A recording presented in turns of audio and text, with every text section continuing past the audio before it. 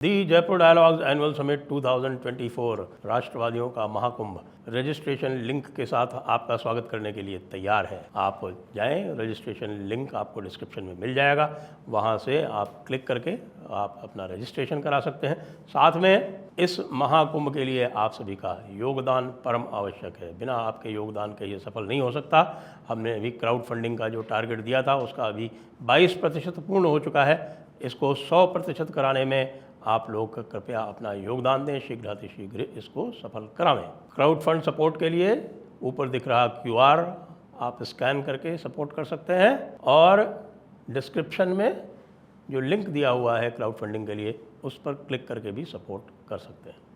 नमस्ते, कृपया हमारे चैनल को सब्सक्राइब करें, वीडियो को शेयर करें और लाइक करें। सोरोस का, हिंडनबर्ग का और राहुल गांधी का कनेक्शन अंततः पूरी तरह से सामने आ गया।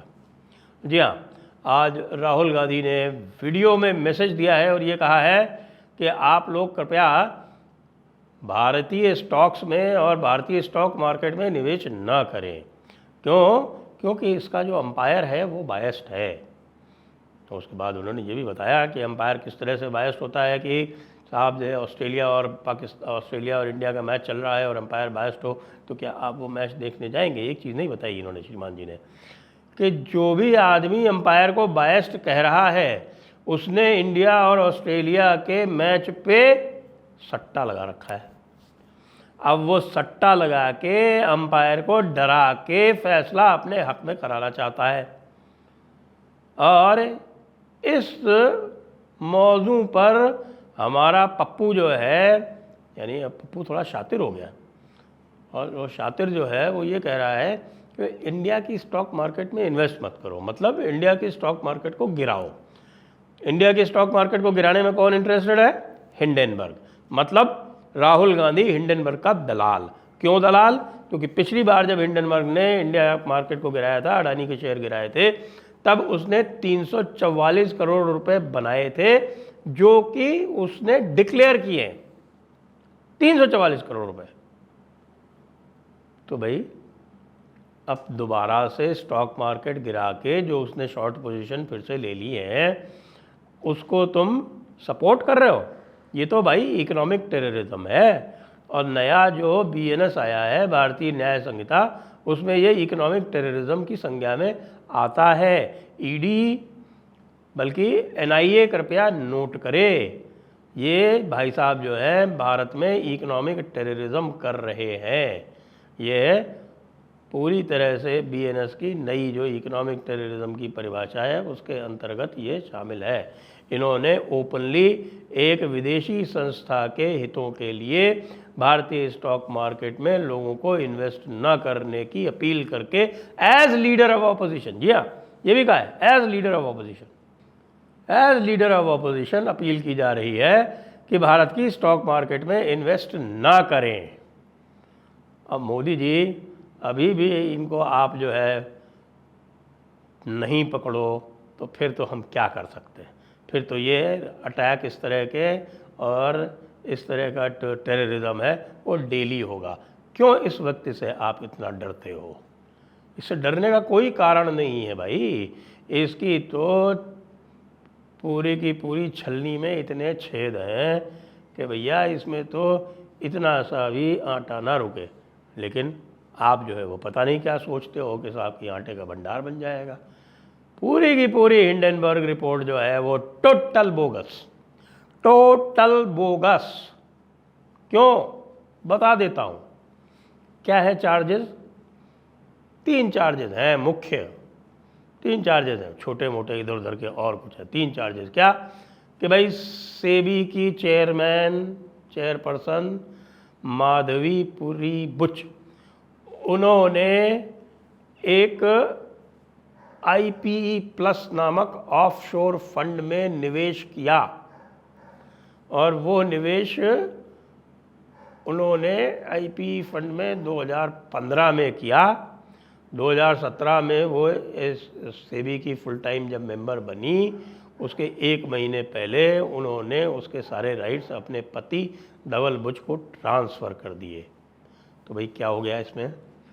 क्या है कि साहब ये आईपीई जो है, आईपीई 1, ये मिक्सड है अडानी से, क्योंकि अडानी के भाई ने कोई बरम्यूडा की कोई कंपनी थी GDOF, global development opportunity fund, उसमें इन्वेस्ट किया था।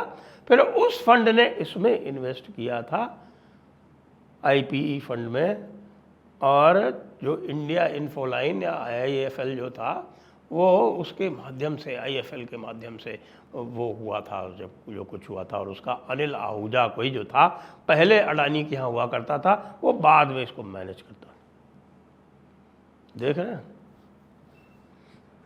कोई किसी फंड में इन्वेस्ट करे तो उस फंड को खरीद लेता है क्या? फंड के इंडिपेंडेंट इन्वेस्टमेंट मैनेजर होते हैं, और आप फंड में इसलिए इन्वेस्टमेंट करते हो कि वो आपको रिटर्न करे प्रोफेशनली काम करके, न कि आपकी सिफारिश के हिसाब से काम करके। क्योंकि आपकी सिफारिश के हिसाब से ही सारा कुछ होता तो आप अपना फंड बनाते ना। आप दूसरे फंड में क्यों निवेश करते? म्यूचुअल फंड में क्यों निवेश करते हैं हम लोग? म्यूचुअल फंड में इसलिए करते हैं क्योंकि हम मानते हैं कि भाई वो सारे के सारे प्रोफेशनल्स हैं, वो प्रोफेशनली अपना काम करेंगे, जो बेस्ट रिटर्न है वो ला के देंगे, इसलिए करते हैं। नहीं तो हम अपने शेयर्स जो हैं वो इंडिविजुअली भी खरीद सकते हैं, लेकिन हम नहीं खरीदते। तो भाई ये जो है ये सर्कल इन्होंने बना दिया। अब मज़े की बात ये है कि भाई इंडिया इन्फोलाइन IIFL जो अब 360 WM के नाम से है, सिंगापुर में रजिस्टर्ड है, और सिंगापुर का जो गवर्नेंस है फाइनेंशियल मार्केट का वो सेबी से भी बेहतर है।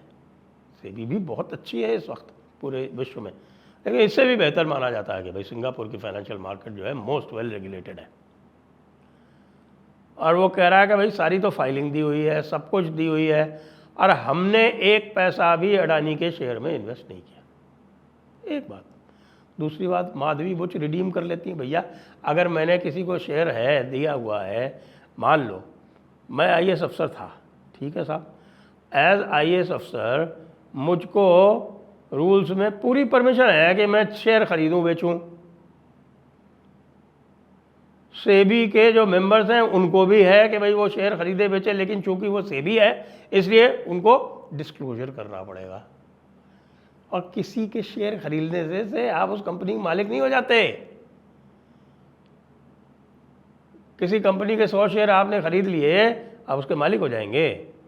इसी तरह से IPE की 1.5% इनका इन्वेस्टमेंट था उस फंड में, उसके मालिक हो गए ये। आज दे दिया उसने एक्सप्लेनेशन अपना, कहा कि हमारा कोई भी एक भी पैसा अडानी के यहाँ नहीं लगा है, और ये जो थी ये पूरी तरह से प्रोफेशनली मैनेज थी। इसका जो भी कॉल था वो जो इसका प्रोफेशनल CEO था वो लेता था, और इसमें किसी भी इन्वेस्टर का कोई लेना देना नहीं था। और सब जानते हैं कि यही सिस्टम होता है फाइनेंशियल मार्केट में। भैया तुम कहाँ की लंतरानी हाँक रहे हो? हिंडनबर्ग और हिंडनबर्ग के दलाल श्री आप जानते हैं LOO, एक्चुअली पता नहीं LOP क्यों कहते हैं, LOO होना चाहिए, लू, लीडर ऑफ ऑपोजिशन, तो लू हुआ। क्यों कहते हैं LOP? नहीं कहना चाहिए, लू बोलो, तो लू ने कहा। अब दूसरा चार्ज और डाल दिया साहब इन्होंने जो है वो ब्लैकस्टोन कंपनी में इनके जो पति थे वो वहाँ पर एम्प्लॉई थे, और उनको कोई एक्सपीरियंस नहीं था रियल एस्टेट का। और ब्लैकस्टोन जो है वो रियल एस्टेट कंपनी है, अरे भाई इक्विटी कंपनी है, रियल एस्टेट में इन्वेस्टमेंट करती है। प्रोक्योरमेंट कंपनीज के लिए, उनके असेसमेंट के लिए धवल बुच को हायर किया गया, क्योंकि वो यूनिलीवर के procurement officer, chief procurement officer के पद से रिटायर हुए थे। और ये बात सब जगह डिस्क्लोज्ड है, कोई छुपी हुई बात नहीं है। कोई व्यक्ति कहीं कर रहा है तो ब्लैकस्टोन की रिक्यूजल जो लिस्ट बनाई है माधवी बुच की, उनकी रिक्यूजल लिस्ट में ब्लैकस्टोन का नाम है, मतलब ब्लैकस्टोन की कोई फाइल उनके पास नहीं आएगी। और क्या चाहते हो? लू और हिंडनबर्ग पूरी तरह से फर्जी रिपोर्ट बना के, और ये सीधा सीधा जो इंटेंशन है वो दिख गया आज। इसलिए पप्पू को खुल के सामने इसलिए आना पड़ा क्योंकि हिंडनबर्ग की रिपोर्ट के चीथड़े उड़ा दिए गए थे आज पूरे दिन भर में। थोड़ी सी टाइमिंग इनसे गलत हो गई। अगर ये रविवार मतलब आज की रात में निकालते ना तो सवेरे तक एक्सप्लेनेशन नहीं आ पाते। माधवी बुच ने और धवल बुच ने पूरे के पूरे अपने सारे एक्सप्लेनेशन दे दिए। कह रहे साहब किसी अगोरा कंपनी में है। अरे भाई अगोरा कंपनी में है तो वो बताया नहीं है क्या? माधवी बुच का अपॉइंटमेंट सेबी में ऐसा ही हो गया क्या? विजिलेंस क्लियरेंस के बगैर किसी का अपॉइंटमेंट नहीं होता केंद्र सरकार में। हाँ करें लंतरानी, जो मर्जी आ रहे बोल रहे। मियाँ लू ये बताओ कि तुम्हारे इन्वेस्टमेंट की लंबी लिस्ट है और तुम्हारे ब्याह पे तुम्हारा इन्फोसिस में इन्वेस्टमेंट है, ठीक है, तुम्हारा इन्फोसिस में इन्वेस्टमेंट है तो कोई 14 लाख का इन्वेस्टमेंट होगा। लेकिन इन्फोसिस वाले नारायण मूर्ति जो हैं वो आते हैं सामने और कहते हैं कि नहीं नहीं, इंडिया की मैन्युफैक्चरिंग बेकार है और चाइना की मैन्युफैक्चरिंग से कम्पीट नहीं कर सकती। ये एग्जैक्टली तुम्हारे शब्द हैं। तो हम मान लें तुमने कहलवाए, बोलो, जो तुम्हारा लॉजिक है उसके हिसाब से तो हमें मानना पड़ेगा। अब ये तो हो नहीं सकता कि भैया अडानी अंबानी के लिए एक लॉजिक, सेबी के चेयरमैन के लिए एक लॉजिक, तुम्हारे लिए दूसरा लॉजिक। सही बात तो ये है कि हिंडनबर्ग का इन्वेस्टिगेशन चल रहा है सेबी द्वारा, इसलिए हिंडनबर्ग ने ये काम किया है और हिंडनबर्ग को इस काम करने से इसने फिर से प्रॉफिट बनाना है। उस प्रॉफिट बनाने के लिए उसने पुट ऑप्शंस इंडिया के ऊपर डाल दिए हैं। ये सबसे बड़ा प्रूफ है कि पूरा का पूरा स्कैम किया जा रहा है कि मार्केट गिरा के फिर से आमदनी की जाए। और इस मार्केट गिरा के फिर से आमदनी कराने में लू जो है वो डायरेक्ट भारतीय मार्केट को गिराने में डायरेक्ट सहायता कर रहे हैं। इस व्यक्ति की गिरफ्तारी होनी चाहिए। ये अक्षम्य अपराध है। ये भारत की आर्थिक व्यवस्था को तहस नहस करने का, आर्थिक आतंकवाद का एक बहुत ही घृणित नमूना है। मोदी जी क्या कर पाएंगे ये आप? जय हिंद, जय भारत, वंदे मातरम।